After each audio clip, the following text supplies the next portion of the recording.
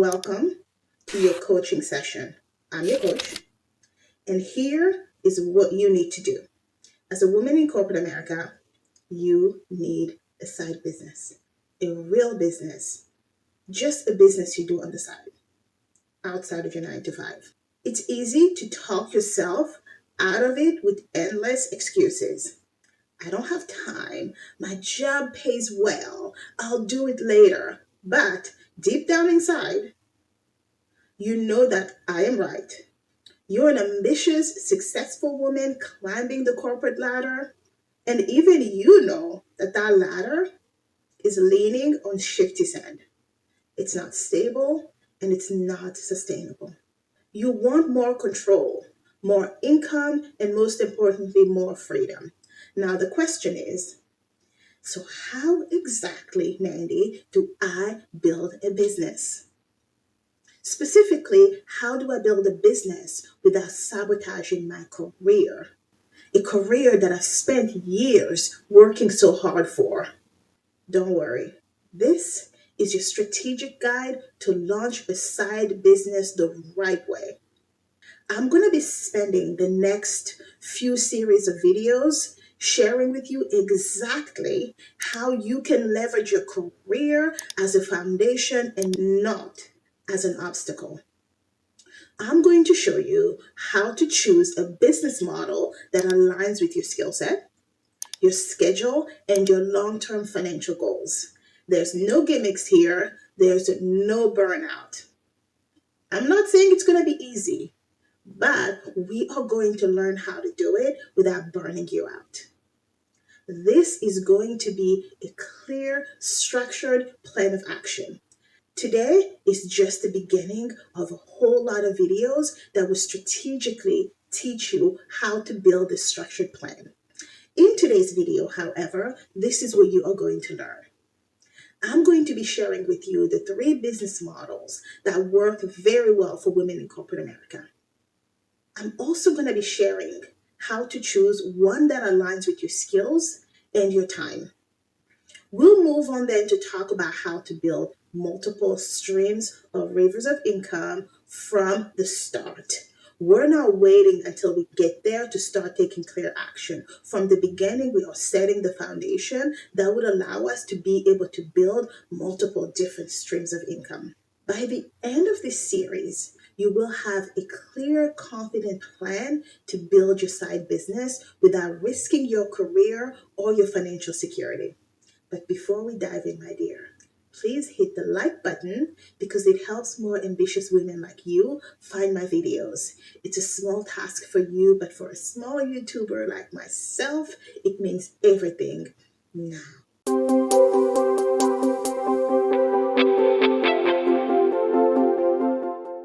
hello, my darlings. Welcome to Lessons Lived. I'm Mandy, and if you're new here, I'm so glad you found this space. Ours is a community of ambitious women who take action. We don't just learn, we live our lessons. We leverage our full-time jobs to build scalable businesses because we know wealth isn't an escape plan, it's a power move. Your 9 to 5 is a launching pad, it is not a limitation. So, if you are ready to turn your career into capital, your expertise into income, and your business into a legacy, you, my dear, are in the right place. Let's get to work. We'll start our conversation by quickly talking about the differences between a product, a service, and a media business. Starting a side business while maintaining a full-time job is a strategic way to build financial security, expand your skill set, and most importantly, set the foundation for long-term entrepreneurship. But not all business models are created equal. Before diving in, it's essential that you choose the model that aligns with your expertise, your available time, and your income goals. Today, we are going to explore 3 primary business models and how to diversify income with each one. We are also going to be discussing strategies for long term scalability and how to optimize your chosen model for maximum efficiency and profitability. The three business models we are going to be discussing today is a product based business, a service based business, and a media based business, right? Most businesses will roughly fall under these three categories. Let's start by discussing what a product based business is. A product based business involves creating or selling a physical or a digital goods product. Examples will include for a physical product, handmade goods. If you're really good baker, that would be considered a product-based business. If you're creative and wanted to make clothing, that would be considered a product-based business. If, like me, you're a cosmetic scientist and you wanted to create your own beauty product, that is also considered a product based business, right? Subscription boxes, print on demand merchandising, all of these will be considered physical products. On the other hand, you have digital products. Think ebook, templates, courses, printables, software, stock photos, audio content. All of this will go under the digital product category. Here is the pros of this particular business type. It's a very scalable, especially with digital products that require very little maintenance after you create them, right? For digital, if you're going to create a product-based business, a digital product is definitely my personal favorite, because if you create it once, you put it out there, and it can keep selling. The good thing is you don't have to stock up on inventory, right? So it's just out there. And the thing about digital products and quite a lot of the product based business is that they can be very good at generating passive income if they are automated correctly with marketing funnels and evergreen sales models. You can also create brand loyalty with really high quality product offerings and a very strong customer base as well. The con, however, most of the con here are very much around physical products in particular requires a whole lot of inventory management. You need to have a production process, shipping, right? This whole managing that whole process, especially if you're doing it at large scale, this can be very time consuming and very, very expensive, right? So when we're talking about a product-based business, a digital product, you can easily go in, but here's the other thing that I want you to think about, right? The easier it is for you to start a business, the harder your competition is going to be, right? So with digital products, you can go in there and start creating these products, putting them out there, and even start making some money, but your competition is fiercer. With physical products, the challenge is just the expense, how expensive it is, and how much inventory management, supply chain, and expertise is needed to really be successful at creating a physical based product. Digital products cons requires a lot of upfront content creation, right? So you really have to take the time to put it to create the products upfront. But in my opinion, it's very doable. The biggest con with digital products is marketing those products, because the barrier to entry is so low, your competition is high. And when your competition is high, you need to find a way to differentiate yourself from all of that competition. If you don't have like an audience already, let's say you have a strong Instagram presence, TikTok, YouTube, it's very difficult to to sell your digital products. So digital products can take time to establish a steady stream of revenue, particularly, like I said, if you lack that audience. Now let's talk about scalability strategies.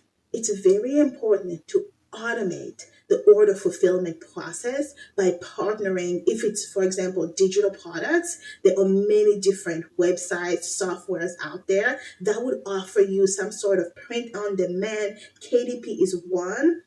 that does it for you. For example, I'm going to put a link up here to all of my planners. I'm a planner girl. I love pen to paper.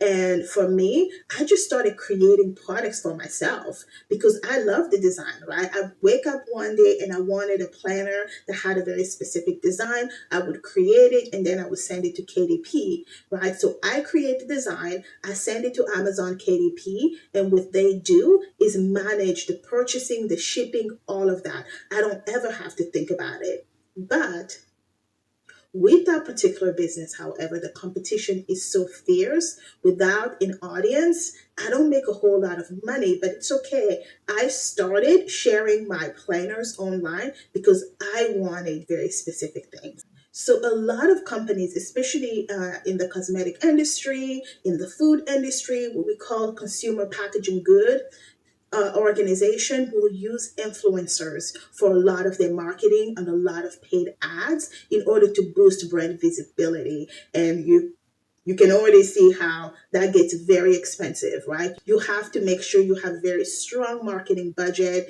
And a lot of people who are just starting out, this can be challenging. A third way to scale up, some things you need to start thinking about: how do you develop an email list that would nurture leads and increase conversion over time?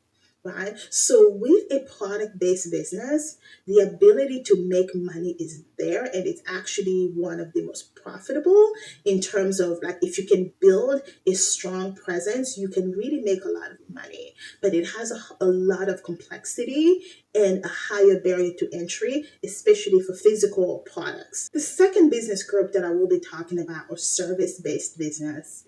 These businesses are centered around providing your expertise or labor to your audience, right? So some example would include freelancing, right? You can offer writing, graphic design, marketing, web development services, consulting or coaching.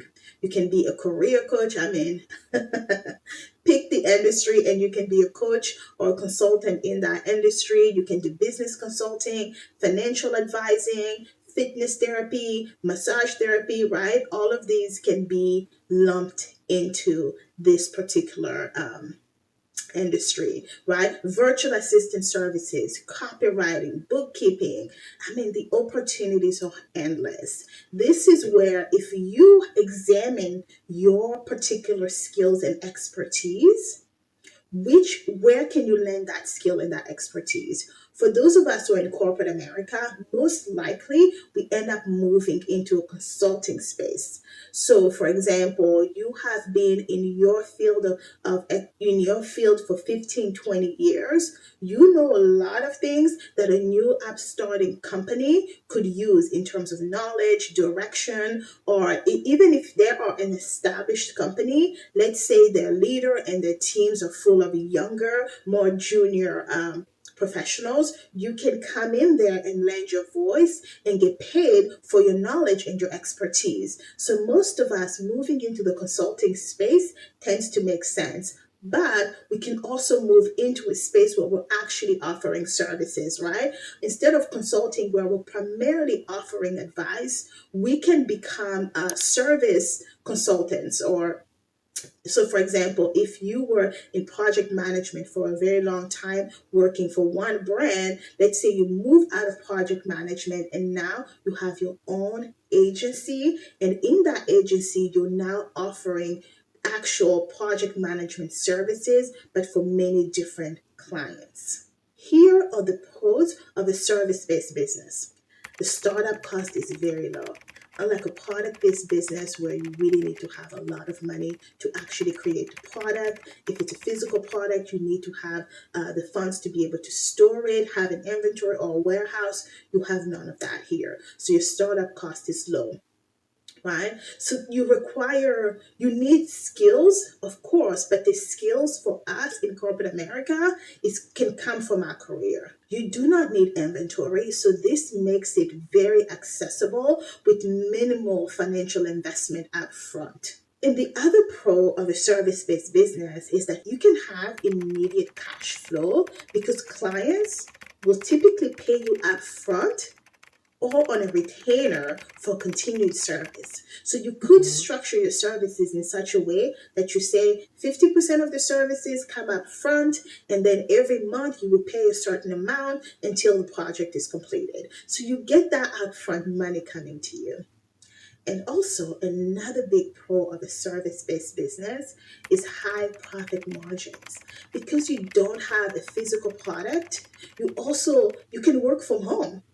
I have my office here. If I ever started a service based business, I can conduct all of my services from the comfort of my home, right? Let's say if I needed to travel to a customer, I would be doing so just every now and then, right? I don't have to worry about having a storage space. So this allows for more profit, but most importantly, more predictable earnings too, right? So you're keeping more of your money in your pocket, and by creating that pay up front and then monthly retainer system, you can have that predictable earnings coming to you on a monthly, quarterly, and yearly basis. The cons for a service based business is that depending on your business, you are trading your time for money, just like you were doing for a when you were working a full-time job, right? Because you were technically offering your service to your organization. Service-based business can be a little bit harder to scale up, but it's not impossible, right? And they do require constant lead generation. So the client acquisition effort in order for you to maintain revenue. So you have to become very good at lead generation, right? This to me is just part of doing business, right? Even if you're in a product based business, for example, you will need to be constantly in front of potential customers. For a service based business, it's the same thing. Another potential con, and it's up to you whether you think this is a con or not, but it can be very demanding in terms of client communication, scheduling, deadlines. The reality of working with clients is that, yeah, they are demanding. They ask a lot, right? Because they are paying you for these services, and their expectations tend to be a little bit higher.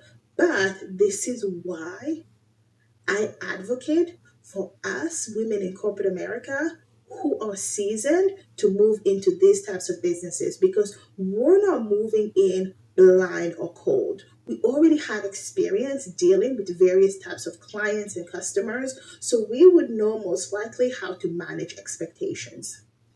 Now let's talk about scalability strategies. When you have a service-based business, right? Yes, you are selling your services where you're most likely trading your time for money. But you have to think about what are other ways that you could scale it up, right? How do you find a way to create more sources of revenue? A lot of people who are in a service-based business, like coaches, consultants, etc., they would either sell products that they've created themselves, right? Or they will sell affiliate type products to generate more income. But most of the time, especially for coaches, they create digital products, courses, templates, guides that complement the services that they offer in order for them to bring a little bit more money in. And when it comes to service based business, right, unless you're talking about offering services to businesses, which if you are in corporate America, I would most likely want you to go into the consulting space where now you're offering your services to other businesses. But if you are more of a direct to consumer service based business, like a coach, for example, you need to find a way to move away from one on one coaching and do more group coaching.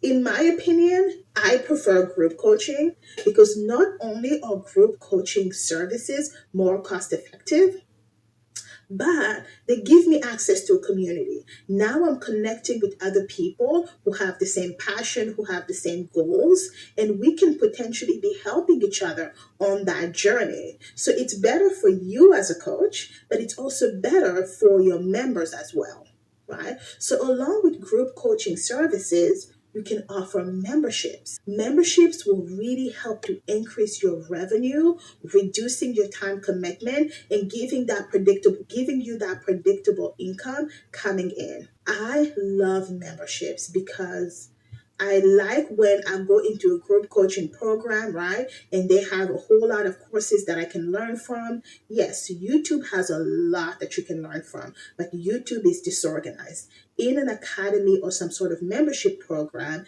if it's designed well, there will be a clear start here, go to here, here, and then end here, right? I personally love that type of model. There's also a group community, a group environment where on a weekly, bi-weekly, twice a week, I'm currently in a group coaching program for one of my businesses, and we meet twice a week for any questions, right? The coach is very generous to us in that twice a week we can go ask him questions and he would answer anyone's questions within a 1 hour time frame. That to me is how you really optimize and scale up your service based business. One more way that you can scale up your business, this one is my personal favorite, and this is also something that I currently do in my business, that is to outsource the work.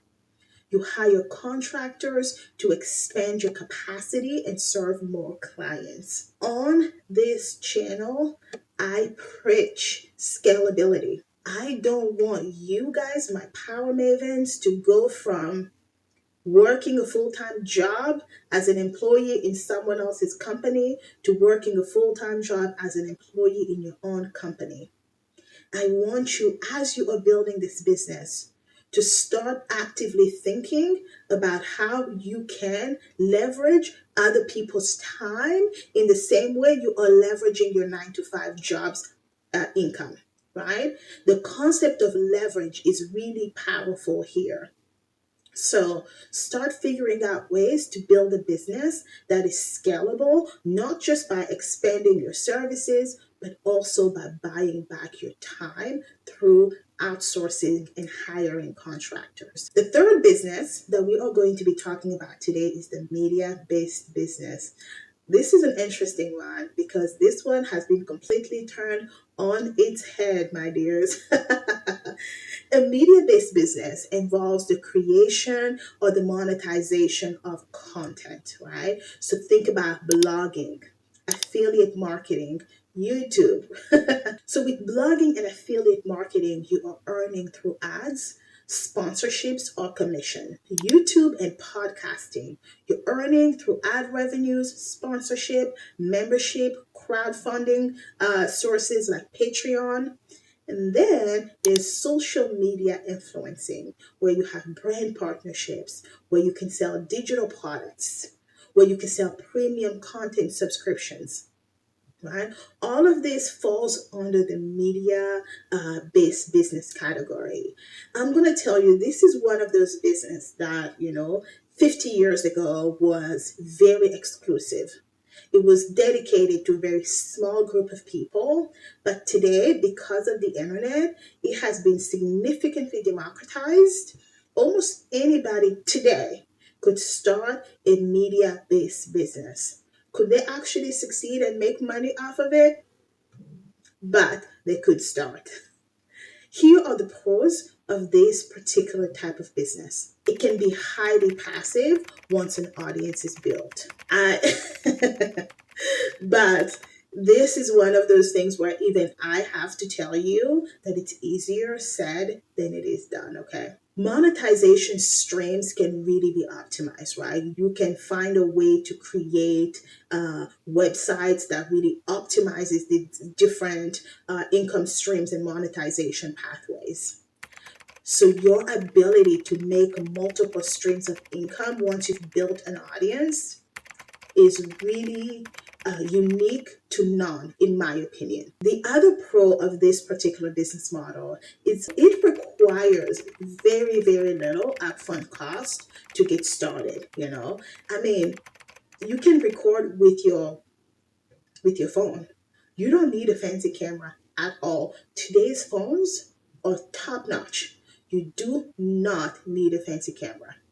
The microphone, so long as you're not outside doing really complicated stuff, the microphone on your phone is just fine. Web hosting, you don't even need that. If you're uploading on YouTube and all of these other platform services, it's free to get started. By far, when it comes to lowest barrier to entry, media based business. And what I also find very interesting about this particular business model is that you also do not need skills, right? All you have to do is know how to press a button on your phone that says start recording. Right? Some people don't even edit their videos. They press record, they look at a camera, they start talking or start recording whatever it is they're doing. Think of vloggers, right? They can just record, I did this today, I did this today, and I did that. Upload it.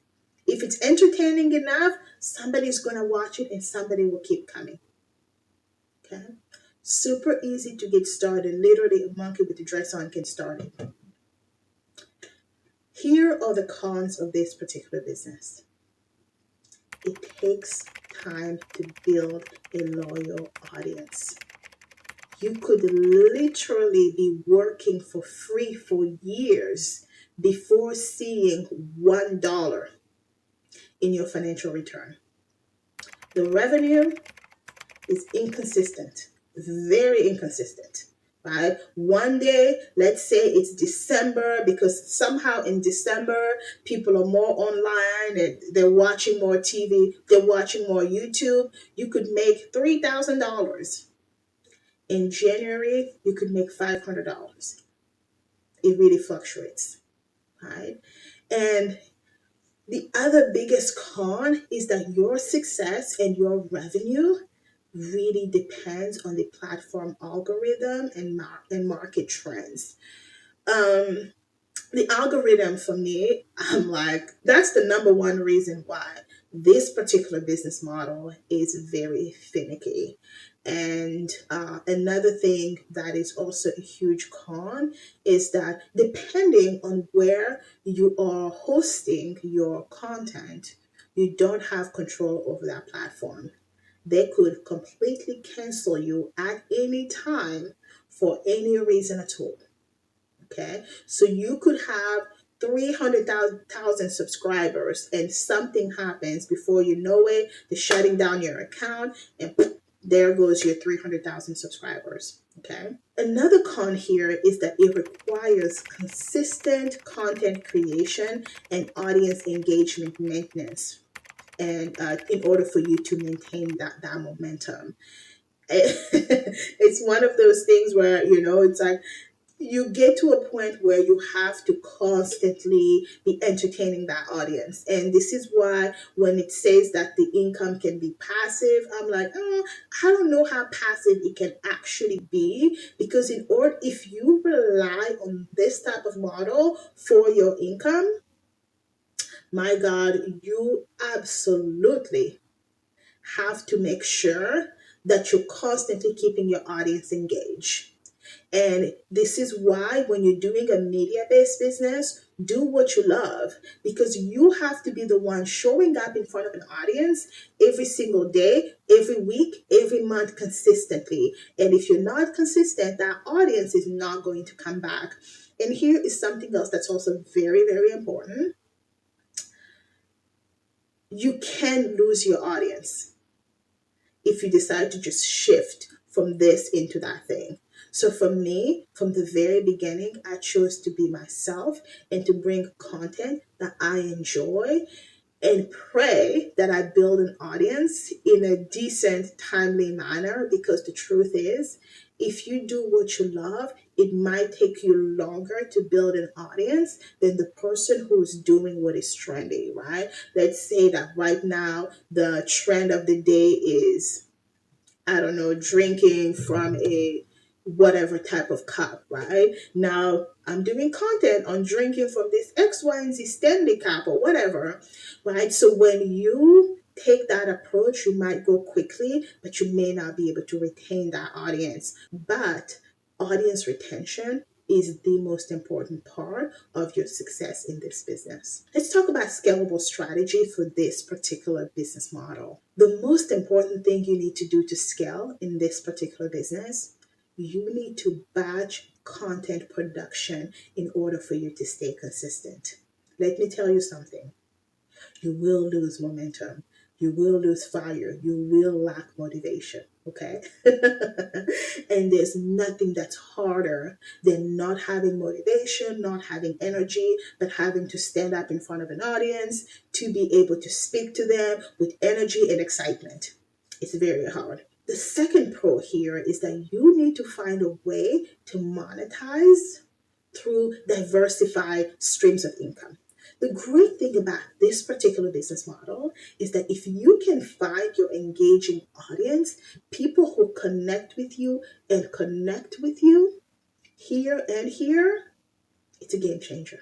It absolutely it is a game changer, right? Because now you can create content specifically for that audience. You see, most of us don't now, I'm not speaking to some of these people who just want to make money. That's not who I'm speaking to. But most of us don't want to come here and tell you, buy this, buy this, buy that. But there are certain things that in our own lives has been successful, and we love sharing that with our specific audience. So the best thing for you to do is to become to be an expert in a particular field, to be trying different things that works for you, and to share it with your audience. It will not work for most of your audience, but for that 10 to 15%, they will thank you for making the right recommendations, for bringing the right companies to them, right? And you can even monetize with paid content. Let's say, for example, for some financial gurus, they do not, unlike me, who shares all of my numbers, so you guys can learn through my experience. They take that content and they put it behind a paywall. So now it's a smaller community of trusted people who gets to see that more intimate content. Another way to monetize is to mix and match between models, right? You can sell merchandise. Um, right. So let's say you create some cute T-shirts with the saying or whatever your community find interesting. Sometimes we do have community members who will send us suggestion of like, hey, based on your name, I created this interesting design for you, and then you take that to do some print on demand for some T-shirts, etc. Right? A third way to potentially scale is to not just be on one platform. My God. If you listen to nothing else that I say, you need to find a way to diversify across different platforms.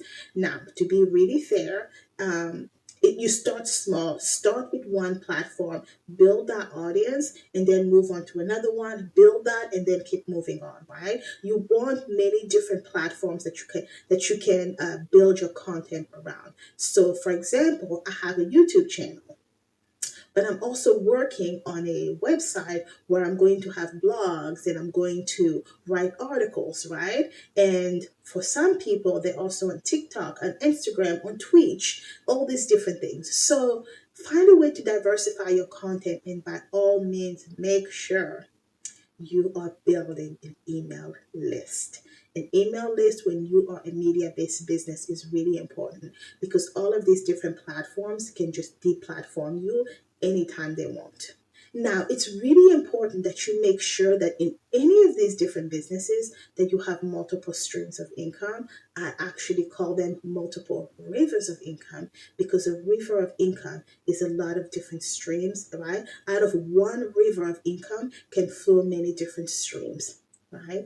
And by one river of income, something like YouTube, for example, is a river of income because if you can strengthen your YouTube audience, it will grow you multiple different streams. So you should always be striving for rivers where I do one thing, but that one thing gives me many different pathways for monetization.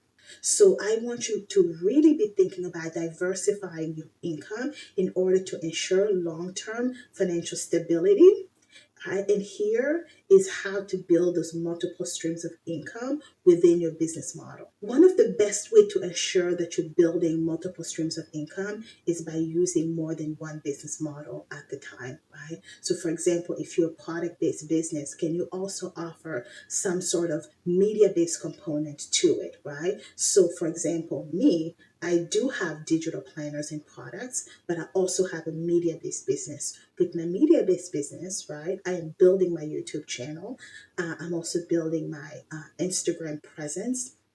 And I will soon be also strengthening my Facebook presence. So now I'm diversifying the platforms that I'm in, along with my own website as well, where I'm writing blogs, writing articles, and stuff like that, right? So I'm diversifying my content.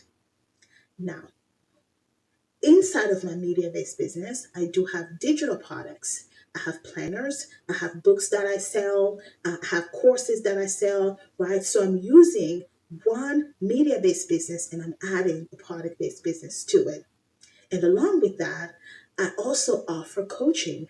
A lot of people see my content, they like what they're hearing, and they ask me if I can help support them in whatever facet that they want me to support them. Some people want it to be a 1 hour session, but as I grow my audience, there may be a need for me to do some group coaching program where I have 5 or 6 ladies that each want to achieve a very specific thing, and I bring them together into weekly, monthly session, etc. And then we're growing together. Right? So you're seeing how each one of these business models does not have to stand up on its own. You can ebb and flow between them. But it's very important, however, that you build one at a time. Now, how do you know which one of these business models is for you? To determine which model suits you best, I really want you to consider your skill set. Do you have any type of expertise that people will pay for?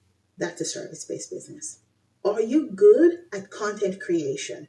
Do you feel like you have the charisma to be able to sit in front of a camera and talk to it and not feel silly and also exude charisma and draw your audience's attention? That's a media based business. I also want you to realize though, you can develop these over time, right? Now, are you the type of person who maybe have a lot of money just sitting there and you're looking for a way for that money to multiply without even you always being there and involved in every step of the way? A product-based business may be for you, right? Because a product-based business, especially a physical product-based business, requires a lot of capital upfront. And if you have capital to invest into a product-based business, that is really when you can really start to make big bucks. So we're talking 10, 15, 100, $200 million, right? If you can build a really good product based business. A product based business will still require a lot of time on your part, but you will have most likely a whole team behind you helping you build that. So really take the time to think about this, right? Do you have excess cash that you can plug into a product-based business, especially a physical product-based business? Or when it comes to product-based business, are you very creative, right? Because with the physical product business, you could create clothes. Let's say you're a designer and you wanted to create clothes for people. You're crafty. That's a physical based business. The only challenge with these types of product that requires you and your expertise to do it, they're not very scalable. Okay, so the next thing I want you to think about is your availability of time, right? What is your availability? Can you commit to ongoing client work? That's a service based business. Do you prefer that scalable model where, right, you do something one time and then it keeps birthing you money? Understanding all of the challenges that comes with that. That could be a digital product or a media-based business. Okay. The other thing I want you to think about is your risk tolerance. Some models take longer to generate income, but they have higher scalability. right? So, for example, a service based business, you could really start making money very quickly, right? So long as you can find the right audience that wants your services. A product and a media based business take time to build, right? But they are more scalable, right? So it's just really up to you to really begin to ask yourself which one of these resonates with you and start taking action towards it, right? So here is a quick checklist to choose your business model. I prefer a hands on, client focused approach. That's a service based business model. I want to create something once and sell it repeatedly. That is a product based business model. I enjoy creating content and engaging with an audience. That is a media based business model. I want multiple income streams across different areas. That is what we are here, and that is a hybrid of all of the above. Whichever path you choose, the key is to build a business that is sustainable, aligns with your strength, and offers you multiple streams of financial security. And by leveraging your corporate career as the foundation, you can easily transition strategically into a thriving independent business. If this video helped you see the power of building a side business, please share it with another ambitious woman who needs this insight. And if you are ready to leverage your career to build sustainable, scalable businesses, make sure to hit the subscribe button. I share proven strategies every week to help you do it without burning out or any financial risk. And for even more guidance, please do join the community where other corporate women like you are turning their careers into launching pad for real business. You don't have to do this alone. Thank you for watching, and my dears, I will see you in the next one.